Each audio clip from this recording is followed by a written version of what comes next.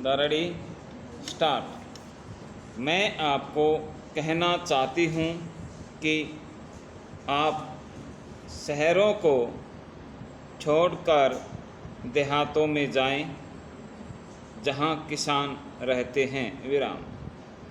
अगर किसान को आपने सुविधा नहीं दी और किसान की खेती को आपने बढ़ावा नहीं दिया, वहाँ उद्योग धंधे स्थापित नहीं किए, तो यह न आपके लिए और न ही हमारे लिए अच्छा होगा। विराम।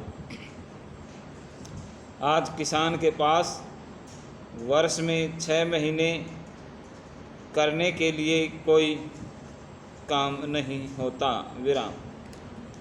वहाँ पानी की नहरें नहीं हैं जिससे वे दुगनी फसल पैदा करके आपको दे सके। विराम। इसलिए आप उनके लिए उद्योग धंधे चालू करें। विराम। ताकि 6 महीने जो वे खाली रहते हैं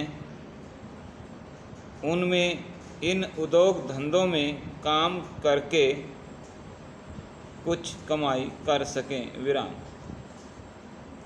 ताकि बाद में वह पैसा वे खेती में लगा सकें और देश का उत्पादन बढ़ा सकें। विराम। पैरा। अब मैं खाद के बारे में कुछ कहना चाहती हूँ। विराम। जो खाद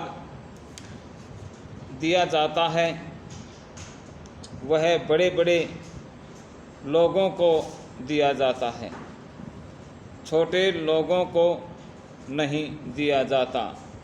विराम। छोटे किसानों को भी खाद मिलना चाहिए। विराम।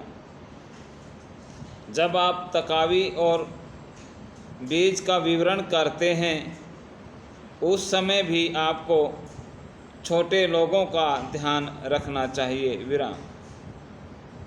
पैरा। जिले में बुलाकर उनको रुपया नहीं दिया जाना चाहिए। विराम। आप ऐसी योजना बनाएं कि कस्बे कोमा बस्ती में जाकर 10-20 आदमियों को इकट्ठा करके उसको तकावी कोमा बीज आदि दें। विराम। बीज भी उनको समय पर मिलना चाहिए। विराम। आजकल बीज उनको उस समय मिलता है जब फसल बोई जा चुकी होती है। विराम। नवंबर दिसंबर में उनको बीज दिया जाता है जबकि फसल अक्टूबर में बो दी जाती है। विराम।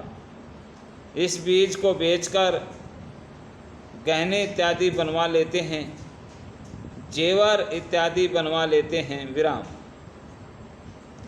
आप ऐसी योजना बनाएं कि उनको तकावी का रुपया अक्टूबर में मिल जाए। विराम। आजकल उनको रुपया आप मार्च में देते हैं जब 31 मार्च सिर पर होता है। विराम। तब देते हैं। विराम।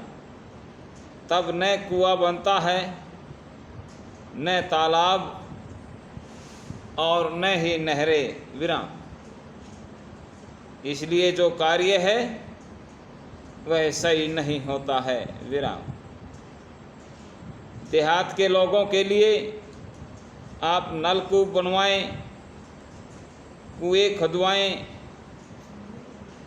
तालाब बनवाएं ताकि सिंचाई की व्यवस्था हो सके। विराम।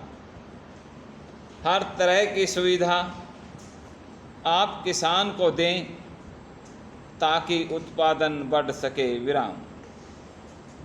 पैरा।